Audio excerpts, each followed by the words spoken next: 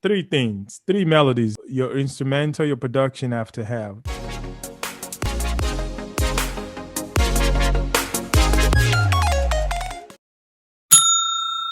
I do like one-on-one seminars, and I always tell my producer in one of those classes, three things, three melodies your instrumental, your production have to have, because the human brain cannot handle more than three information at a time. So you have to craft your production in such a way that there's only three melodies that the ears can hear at every section of your song at one point in time. You could break it down to two, then bring it back to three, but it's always two, three, sometimes four, but the four is asked to be hidden melody. If you listen to any hit song, that's the hit formula.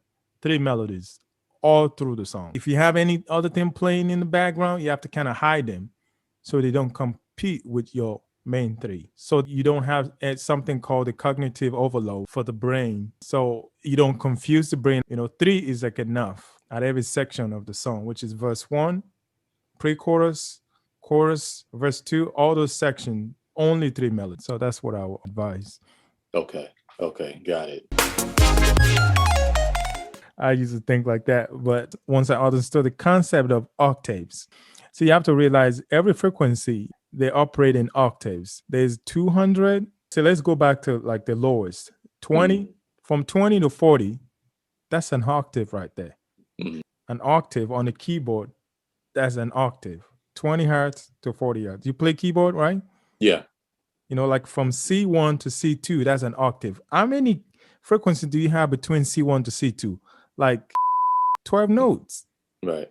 So if you visualize those frequencies, that's how big gap from 20 to 40 hertz. But 20 to 40 hertz in a bass frequency range, because low frequency is so big. Right. You can't really work with much between 20 to 40 hertz.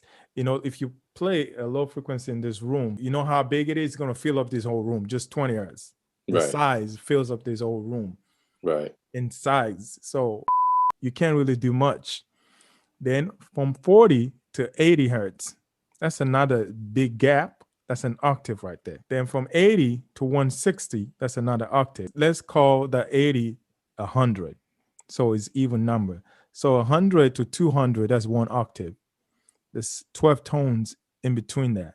Then from 200 to 400, that's another octave. And there's 12 tones in that. So you have to think about it like this. In the lower range, don't mess with too much of the gap in between because of the size. But when you cross it over to the mid range, then you can take stuff out in between. See, if I were to do that in the lower range, because the lower range is so big, I probably wouldn't do it so close like that. I would do it in octaves. I would take 20 out and put one of them in 40s and take one at 80, put it down. So I'm working in octave. Right. But in mid-range, because mid-range is smaller frequency, I can work in between the octaves. Right. I can do between 100 to 150 and between 150 to 200. And the more you go higher, the wider the space is. Right. To be able to work in between. Does that make sense? Or that makes perfect sense. Yeah. Absolutely. So I'm thinking of them as octaves. Right.